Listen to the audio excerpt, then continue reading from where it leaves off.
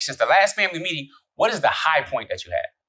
You know, what is that you were really excited about, felt really good about, you know, something that really just, you were joyful about, that brought you happiness and everything. Share that with all the rest of us. Let us share in that. And many times we may know what it is. It might be celebrating one of the children. It might be going to an event. It may be, you know, going to eat together. And some people might have the same high point.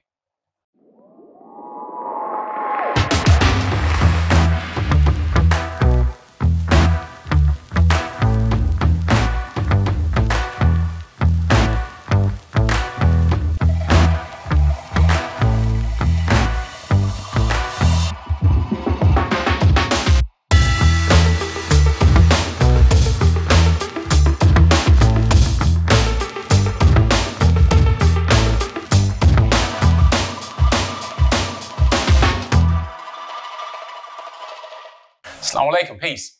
Coach Nazir, one of the founders of OutstandingPersonalRelationships.com, one of the authors of Let's Talk Polygyny Uncensored. I am really going to talk to you today about family traditions. And the reason is sometimes I get asked all kinds of questions about, you know, what do you do at your family meetings, or what do you do, you know, with your children? So I get a number of different questions. And I know that generations ago, there were a number of personal family traditions that were put out just by usually a patriarch or matriarch of the family. They would do different things. You know, sometimes maybe our grandparents may do different things or have certain routines that they will go through, and we would come by the house as children. Other than, you know, going to church or, you know, some religious thing or a festival, they would actually have their own creative process. Well, one of the things I want to do when I become a new father, I wanted to make sure my children grew up different than I grew up. All right, now, both my parents were in the home. My parents, first of all, I was born to them when they were 16. So they were still kids at the time. All right, they got married when they were 21. I was after the wedding. I was a ring boy. All right. And they were married for 7 years. So about 7 years. So my father was in the home and stuff like that. He was, you know, working a lot and so on. So I didn't grow up really what both my parents did, really investing in me. They were working and doing really what they felt they had to do. No problem. The point is, I wanted something different from my family. I wanted to be available. I wanted to be around. I wanted to be proactive. I wanted to be financially free. All of this stuff I decided really as a teenager and really just changing my life. So a few of the things I started initially, and I talked to my wife, most of this stuff was done with just Coach Fatimah, because again, I was practicing monogamy. I was married to her for the first 15 years of marriage, you know, period. Right. And then before practicing polygyny, of course, with Coach Nyla for the last 11 years. So with that being said, one of the things I established was something called Asr, or after Salat recharge. And for those of you not Muslim, Salat just means prayer. Muslims pray 5 times a day. Practicing Muslims do. I do that. You know, right now where I am in the world, Salatul Fajr, or the dawn prayer, comes in at like 3:30 in the morning. Okay. And then Isha, the night prayer, comes in after 10 o'clock p.m. So there's, you know, 5 prayers spread out between those 2 times. So with that being said, after Salat recharge is when you pray with the child, whether you're at home or you're in a masjid or a mosque or what have you, you pray and with your family, your wife, child, what have you. Then after Salat, after you get done praying, after you're praying either Sunnah or doing Dhikr, remembrance of Allah, and again, Muslims know what I'm saying with that terminology. If you're not that big a deal. But once you get done praying, then you hug. You hug each other, kiss each other, say, I love you. That's a recharge. You know, there's many different studies that talk about mirror neurons and the release of dopamine and these pleasure hormones in our body that are released when we hug each other genuinely, sincerely. See, I believe in something called, you know, giving the flowers now. And they say that a lot, you know, give me my flowers now before I'm gone. Don't just send flowers to my funeral and stuff like that. That was a saying by a lot of my relatives.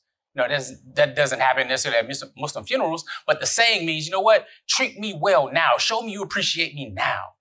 So after Salat recharge was one of those things. So after Salat, after we get done praying, and we call it Asr, even though that's the name of one of the prayers, the later afternoon prayer is called Asr. But it stands, again, in English as an acronym or an acrostic, ASR, for after Salat recharge. After we pray, we recharge. We recharge each other by hugging each other, telling them we love each other. So it's not just that the children come to their parents and the parents hug. No. What I decided is like, hey, listen, your siblings, they might have sibling rivalry, might not like their sister or brother at the time, may be upset about whatever toy or whatever disagreement they may have. But after we get done praying, all that's gone. That's gone. They have to hug each other. Let them know I love you. So sister hugging a brother, I love you. Brother hugging a brother, I love you. Really, really simple, but very profound. That's also something that helps your children want to pray because they look forward to that, especially the younger children, the toddlers at the end. They may play around during prayer, but when the end comes, they say, Assalamu alaikum wa rahmatullah, Assalamu alaikum wa rahmatullah, and then they come jumping on you, but they want to hug and kiss you. They want that positive affection, and we need those hugs to stay neutral to like 5 a day. We're not going to go into all the neuroscience of it, but release these natural loving hormones by giving them their flowers now. Make that a tradition. Don't just say, I love you when you're graduating or you've achieved something or you're on a deathbed. No, express your love. Say it with your words. Yep, it might be part of words of affirmation from the 5 love languages. Say it daily, often, and then follow it up with demonstration. Demonstrate it. That's one thing. That's something easy to do. Costs nothing. Costs absolutely nothing. Costs some time. Now, another thing I do is with family meetings, and this is more in polygyny with our family. What we do is we meet on a weekly basis. People ask, how often do the children see each other? Pretty much every day, especially the young ones, because we go to each house and everything like that, and they're playing and going back and forth and stuff like that. But every week we have a family meeting, whether that's in a local park, whether it's at the office, whether it's here in the office area, whatever. We have a weekly family meeting.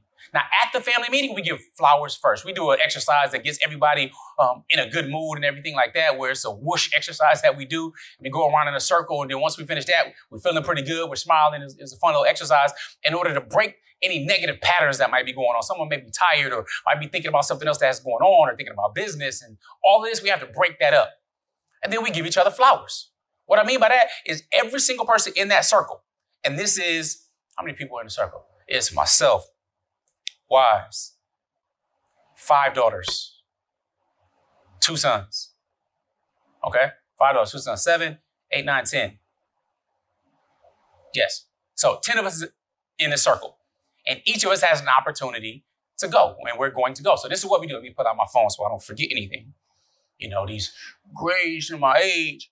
But what I like to do, sometimes I pull up my phone to family meeting. Other times I remember it. But for this training, I want to just share it with you so you know what I'm talking about. All right. So there's several things that we go through. Every person starts, and of course, they greet each other with Assalamu alaikum wa rahmatullahi wa barakatuh, with peace. May peace and blessing be upon you in the blessings and mercy of Allah. Mercy of Allah and His blessings. So we start with, what's your high point of the last week? Since the last family meeting, what is the high point that you had? What is that you were really excited about, felt really good about, something that really just you were joyful about, that brought you happiness and everything. Share that with all the rest of us. Let us share in that. And many times we may know what it is. It might be celebrating one of the children. It might be going to an event. It may be, going to eat together. And some people might have the same high point. But what's that high point? Then also share what's the low point of the week. What was the challenge that you had? What was something that you need to get over? Or face, maybe not even get over it. And then we don't just stop there. What's the low point? We say, what's the lesson from the low point? And it's great when someone says, I don't even have a low point over the week and I think about it. But you know what? Then there's a low point where I hit my toe on something and, I need to just be more cautious. Those are small things, but you know what? Sometimes they can be low points. It could be a death in the family, a tragedy and things like that. But the thing is, the most important part is what's the lesson you learned from the low point. Share that with all of us. And again, remember, this is still 10 people going around. Next part is, how are you feeling? So how am I currently feeling? Usually we're looking for a 7 or better. I'm a 7 right now. I feel good. Or I'm a 10. I'm great. We could be outside in the park. Those are the ones that, usually really good. The younger children are they're playing by the slides and everything else. And, we're out in the sun and the fresh air and the grass and so on. And we do it early. So we pretty much had a park and things to ourselves. So how you feeling? Then we go from that to 3 acts of kindness. And this is not something I just came up with. No. All right, the parents came up with most of these different questions. Children added some stuff in. We did it collectively as a family because when you do things collectively as a team, people take ownership and pride in it. So 3 acts of kindness. And what does that mean? That means 1, what's an act of kindness you did for yourself? What's some self-love? What did you do for you? It might be, I might say, I went to the gym. I exercised. I fasted. Or, I got a haircut. What did you do for you? Might be I got a mani-pedi. I bought this different shirt. I took this course. Whatever it is, you have to make sure you're getting it in for yourself. So what's 3 acts of kindness? 1 thing you did for you. 1 thing you did for someone else. Whether that's donating something to someone, teaching them something, giving them a ride, educating them on, different opportunities that may be available, whatever it may be, something you did for someone else. And then, what did you do for the community? That's the third act of kindness. What did you do for the community since last family meeting? Maybe you helped volunteer at the food pantry. Maybe you cleaned up an area in the community. Maybe you cut the grass on an empty lot, or you shoveled an empty lot because it needed it. It was just being neglected. What did you do for the community? Then, what are you currently doing for personal development? Very important, right? We talk about personal growth. So what are you doing for personal development? What are you reading? What are you listening to? What are you studying? What course are you taking? What did you learn from that? So personal development. Then, of course, there's professional development. What are you doing for your business? What are you doing for your job? What are you doing to learn more about a profession that you want to be in or investing or whatever it may be? What are you doing for your professional development? What are you doing for your spiritual development? Again, very, very personal, but you're sharing it with everybody else. And what are you grateful for? And then I had to make this exception because, alhamdulillah, all praise and thanks to Allah, this is something that is very common amongst us as family. We're grateful for Islam, our deen, our way of life, and we're grateful for our family. So I had to say, what are you grateful for outside of Islam and your family? All right, because those are go-tos, those are easy, So it might be technology because I was able to do this online, or I was able to speak to this person. It didn't cost me such and such, or I was able to, I'm grateful for transportation because I was able to get here. And all types of different things. You find out what they're thinking and what they're consciously choosing to be grateful for. Let me get into what's one thing you learned in this past week. Again, growing, making more neural association. Now, they don't know all of this, but then you're making different neural association. You're exercising your brain. You're keeping yourself sharp. What's one thing you learned this week? Shouldn't be hard. You think about the personal development, the spiritual development, and professional development, or it could be something that you learned with someone else, or you learned a new fun fact. All kinds of stuff. Sometimes it's funny. All right, but what's one thing you learned this week? And share with everybody. Then the last part is you must compliment someone else that you choose to go next. So whether it's your brother, whether it's your bonus mom, it's your bonus dad, or whoever it may be, it's your sister, choose somebody and you compliment them. You're giving them their flowers. You're showing you appreciate them. That helps build a bond within a family. That helps make it tight.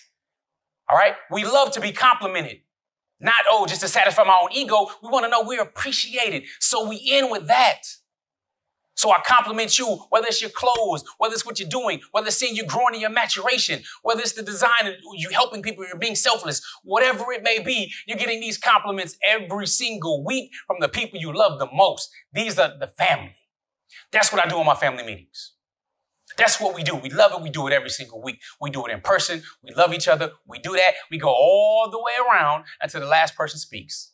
And the last person that speaks starts first the next week. Then we get into our agenda, going over the minutes of the previous week, things that we need to handle and getting down to family business. So those are just some traditions we started in our family. Prayerfully, it's able to give you some ideas, and maybe you can even copy some of those. My mentor was like, look, it's cool to copycat, as long as you copy the right cat. And if you like some of the traditions that we put together for our family, maneuver around, check, see how it works for your family, and continue to build better. Because we know strong families are the nucleus of our communities, our societies, and our nations. And we are suffering in a major way because the family structure is flimsy, it's weak, and it's pathetic. And that's just the way I see it. If it was stronger, our communities would be stronger, all the way to our nations would be stronger. Our leadership will be reflecting that. And it starts with us. It starts with us as parents. It starts with us as strong men, as strong women. It starts with us. We don't need to wait on anybody. So let's get started on it now. Make some family traditions that may be passed down from generation to generation to generation that will point back to you and your family when you started it. And demonstrate that love. Because you already know we don't want you to be average. We want you to be outstanding. Because average is nothing but the top of the bottom, or the bottom of the top. So be outstanding. And understand, practice GLC every day. grow intentionally, love fearlessly, and connect on a higher level every single day. I'm Coach Nazir, and I'm out. Assalamu alaikum. Peace. We are also the authors of the new ebook, The Polygamy Roadmap.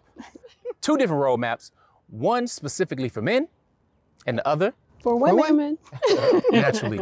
So no matter where somebody is in their journey, whether they're considering it and what's required, especially men I'm talking to, I share the 5 requisites on really what it takes to build a healthy, successful polygynous family unit. So with that being said, make sure if you're a man and if you're serious, not just curious, you take action and get it today. And in the women's polygamy roadmap, we talk about the different feelings that women might go through with emotions of fear, challenge, betrayal, jealousy. Yes, and we give you some good insight as well as tips, anecdotes, as well as some of our stories of struggle in the polygamy roadmap too for women. And you will find out really how to have a type of confidence in yourself after reading this. I'm truly, truly in the mindset that you would anyway. Indeed. So do what you got to do. And that means go to polygamyroadmap.com, grab your copy. We look forward to you benefiting from it and joining us in our private community. With that being said, Assalamu alaikum. Peace.